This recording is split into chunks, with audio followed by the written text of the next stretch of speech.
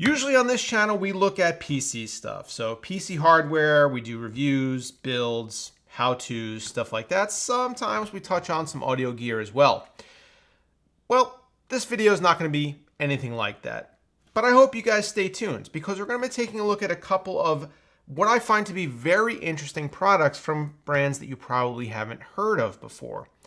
So without further ado,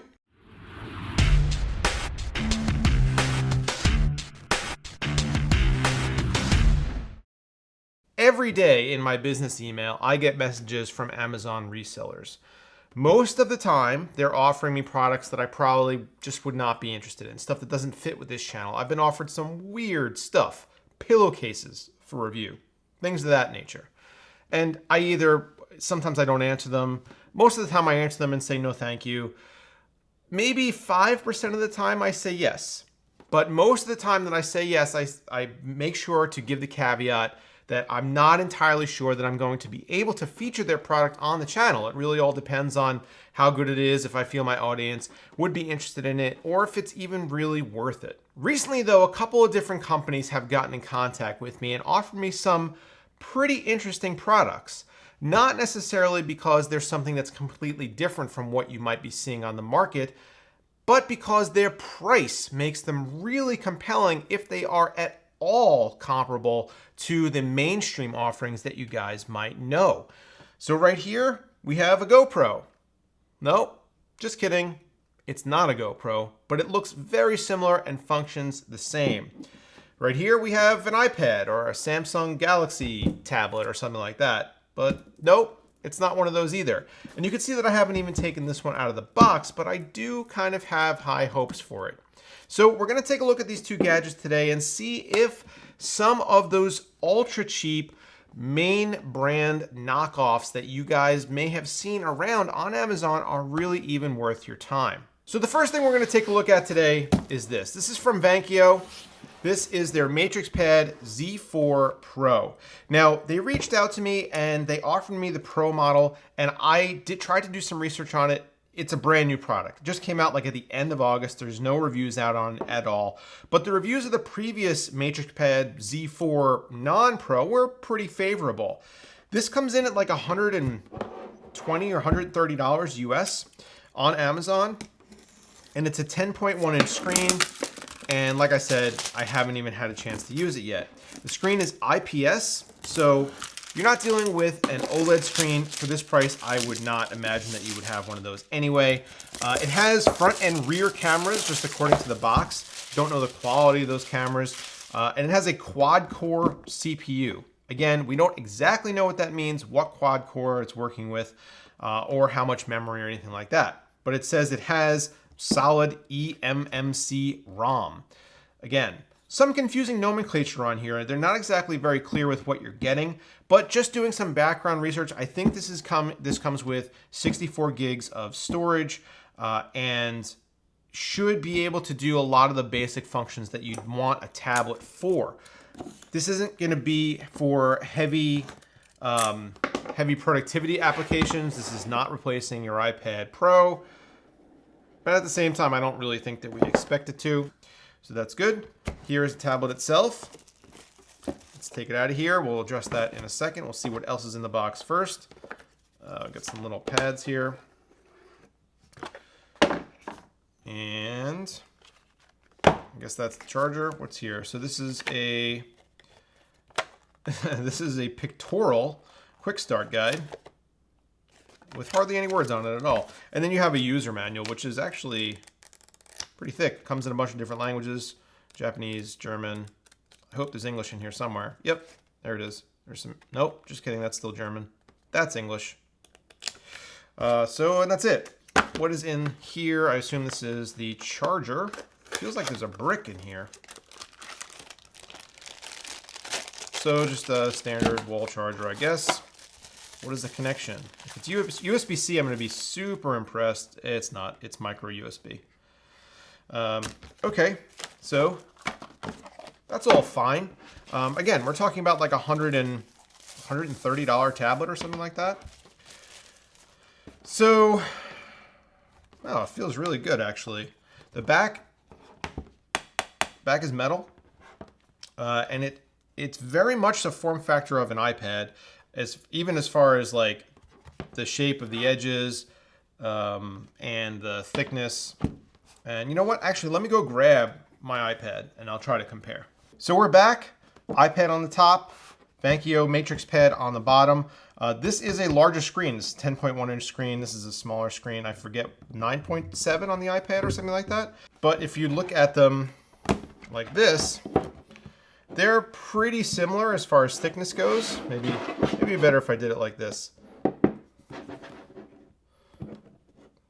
It looks pretty similar, to be honest, as far as thickness. And weight-wise, this is a little heavier. Vankyo is a little heavier, but again, it is a little bit bigger. If we put them like this, you could see that it's bigger by, I don't know, maybe 5-6 millimeters on the side, something like that. In any event, this is not about the iPad. This is about the Matrix Pad. So let's fire it up. First of all, let's do some peel porn, and we'll fire it up and see how she rocks and rolls. Where is the power switch on this? There it is.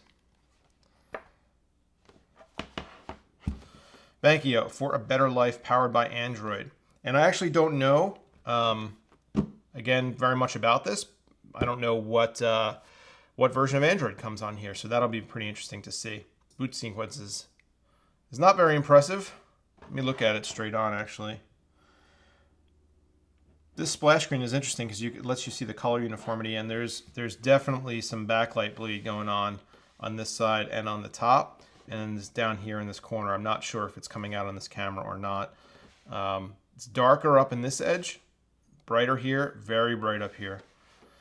So let me run through this setup process, and then we'll take a look. Okay, so I actually just got to the second step of the process, which is connecting to Wi-Fi, and already something that I don't really like. There is no 5 gigahertz wireless capability on here. I can't see my my other network. This is just my 2.4 gigahertz network. Okay, well, I'm trying to input a password. Hey, there it is. All right, keyboard. It took me like 10 times hitting the screen for the keyboard to come up, so responsiveness is eh. All right, here we are on our home screen. Finally, it took maybe about 10 minutes for it to download its updates and do what it had to do. Let's just dive into the settings and see what kind of Android version we're running here and how smooth this is. This is not smooth. That's not what I meant to do. Let's go back. I guess it's okay, but let's go to About, see what kind of information we can get here. So it's running Android 9, so at least we're fairly up to date there. I mean, I think like even the latest Galaxy Note 10 comes with Android 9, so that's good. Let me go back, and let's see if we could see anything else in here that might be interesting. I haven't used an Android device in quite some time. So this should be multitasking. Yeah, multitasking. So the animations there are not great. There's a delay. And then it kind of, yeah. Not great. All right, get rid of you. Go. That's not what I meant to do. Close. Did it. Okay. Let's open Chrome. Welcome to Chrome. Yes, I accept. No thanks.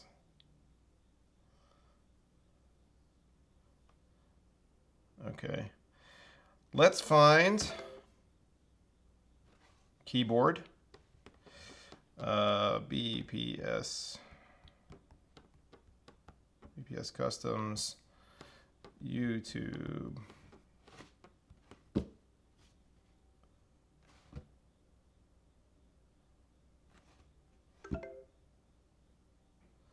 Wow, this is pretty slow. So we popped open the YouTube app, and hopefully something happens quickly. Not now.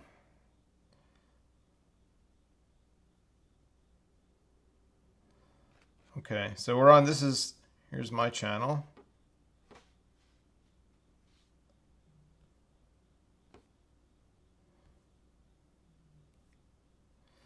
Scrolling is not the best. Not its strong suit, the scrolling. Let's see. Let's go. Is this home? Home? Home. Okay. Why don't we take a photo and see how that turns out? Oh boy. This looks awful. How about I take a photo of something on the table, which should be perfectly lit from the studio lighting. We'll focus on it.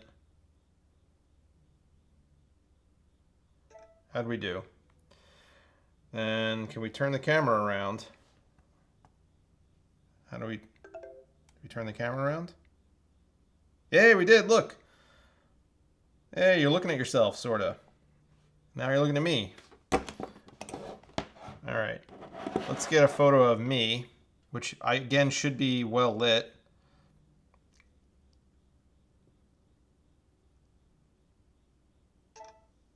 That is a delay and a half to take that photo.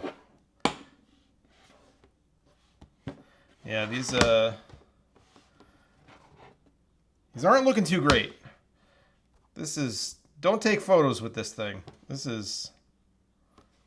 Man, I look stupid. Not a great photo experience. Not a great scrolling experience. What does it do well? I was told, maybe I was misled by some reviews. Let's play a video. Oh, I'm not signed in. We get ads now. Great. Full screen. Thanks. Skip. So I find myself in the extraordinarily unusual position of having to build a computer. Is this like... Now, of course, while that's maybe a little What's going on here with this resolution? quite often here on the channel, this one is going to be a little bit Quality. 240p? No. I wasn't even going to film it. 720p is as high as we can go? Okay. Myself for my own personal use, and I don't necessarily film all of those. I kind of do that all Okay. the time. So I'm going to tilt this up towards my face so I can see what's going on here. Targeting with it, I figured it might be something that you guys It want. looks a little dark, but otherwise it looks okay. Let's get to work. The speakers sound really muddled. Brian, it's your turn to take the dog. Hey, there's Megan. All right, let's see. Let me turn this up. Nope, nope, that's down. Turn this up. Okay. So now it's up as high as it can go. Let me get to the point of the video where I have some music.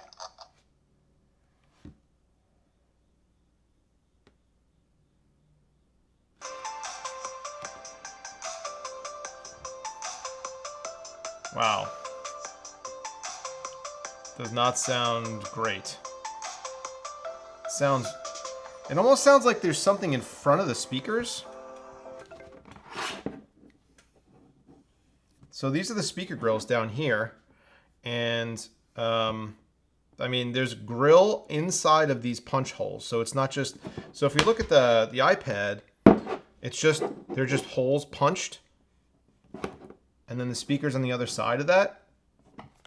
And with this, there's holes punched, and then there's a grill behind that. So it almost seems like it's just super muffled. Like it doesn't sound like there's, I don't know. Let's go back like a little bit. Go back there.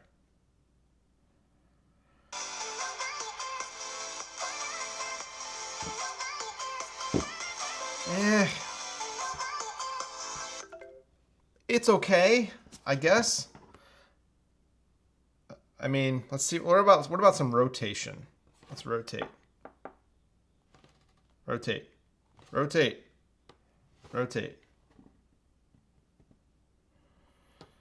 Okay. Takes a little bit. Rotate. I don't know. This is not impressing me very much. It makes that stupid sound every time I do something too. I have to fix that. So not impressed, to be honest. The reviews that I read on Amazon about this were basically saying that it's that don't expect miracles because it is a cheap tablet, which is certainly what it is. but people were otherwise impressed with its ability to just do basic functions like be used as an e-reader or, you know, browse around online. But this is really not a good experience browsing around in Chrome, which is the native browser here. It just seems like nothing is responsive and it's not scrolling the way I want it to. Watching video is not great. I mean, unless I guess maybe you use headphones. The video looked okay. The screen does have a good amount of bleed around the edges to it. So yeah, this is not great. Not great. It's only low hundreds, 130 bucks. So I guess you have to give it a good amount of leeway there, but I think you could do better than this for even just a little bit more money. So we did talk a long time about the Matrix Pad, which is unfortunate because I reviewed the footage and I realized that this video is already running really long. So we don't have a lot of time to talk about this guy, which is a product that I actually like, which is the Akaso V50 Pro. Now, Akaso did send me over I think the special edition version, but the camera itself is the same. The V50 Pro is the same no matter if you get it special edition or not. And the feature set on this guy is honestly really impressive. Clearly, it's the same size as a GoPro, and it works within the same GoPro ecosystem. So one of the things that it comes with in the box is a waterproof housing. This might look very familiar to you or anybody who knows or has used the GoPro in the past because the mounting mechanism is the same. So you don't have to worry about building out an entire separate ecosystem for your product if you're already kind of piggybacking on one that already exists. So if you want to get this camera and then you want to mount it to your head or to your dog or to your bike or to anything, there is a mount that fits that already out there from the makers who are supporting GoPro. Just a quick spec rundown for you guys. This shoots in 4K 60. Now it does have internal stabilization, which does not work at 4K 60, but it works at 4K 30. Also, you obviously have a whole bunch of other shooting modes. You could shoot all the way down to as low resolution as you want. The 1080p shots that I was getting from this were pretty, they looked pretty good. And they had the best stabilization to them, I think, better than the 4K 30 stabilization. I accidentally took this hiking and left it on 4K 60 and forgot that stabilization does not work at 4K 60. And as I'm holding it and like walking along the trail, the footage coming from that hike was pretty bad.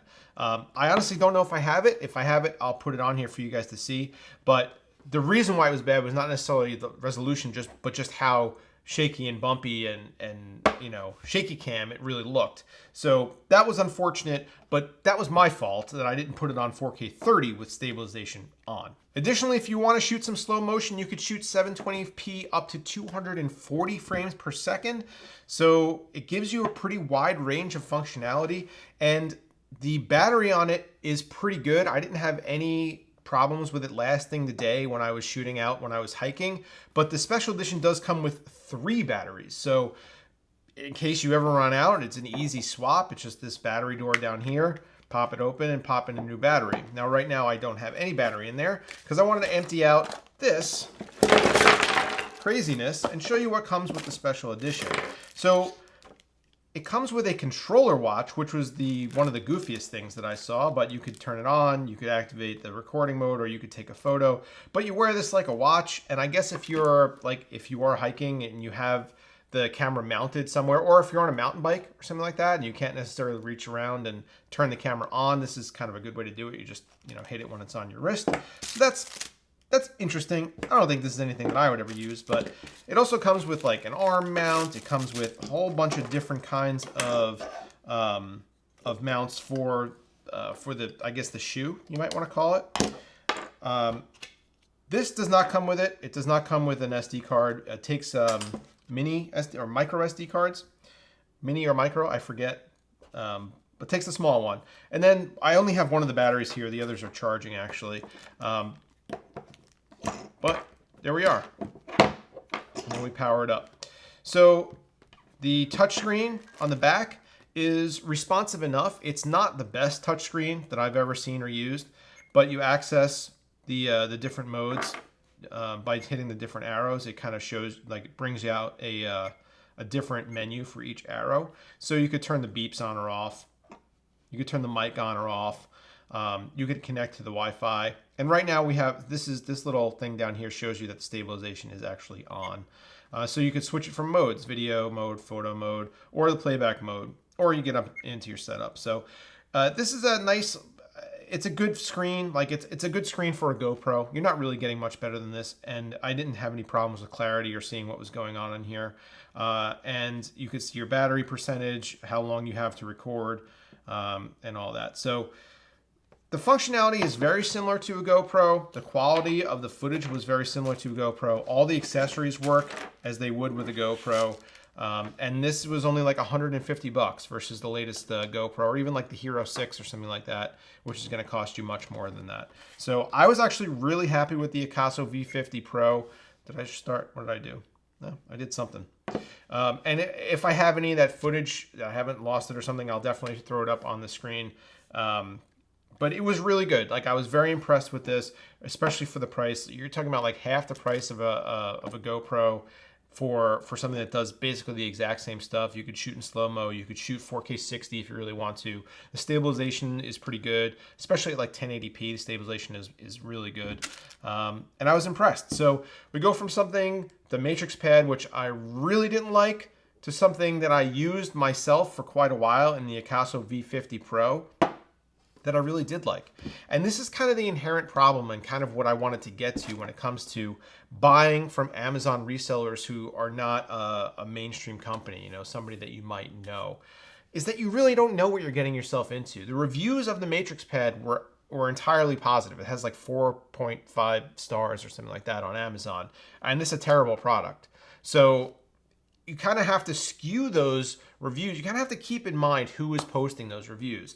The people who are posting those reviews are the people who probably have lower expectations than maybe you do as a tech enthusiast who is familiar with the higher end tablets, even like an iPad or something like that. That's not to say that it's not functional for the people who buy it, but for somebody expecting to be able to use it like you would a normal tablet, you're not going to be able to. The scrolling was terrible. The photos were terrible. The video playback was bad. The screen color uniformity was bad. It had backlight bleed. There wasn't really anything about it that I liked. But then you go to something like this from Akaso, which is also a company that I didn't know about, and it's really good. So it's almost like a crapshoot. Yes, you're spending less, but you could end up in a situation where you don't know what you're going to get when that package arrives, and you could end up having to buy 2 or 3 of these cheaper units in order to get one that functions like a normal one would. And by that time, you spent the same amount of money. So just be careful with what you're purchasing from Amazon. That was kind of the point of this video. But I did also want to showcase the V50 Pro because I do like it a lot. So that's it, guys. Thank you so much for watching. I know this video was a little offbeat and probably a little bit longer than you thought it might be. But thanks so much for watching. Get subscribed if you're not already. We'll get back to PC stuff pretty soon, I promise. See you guys next time.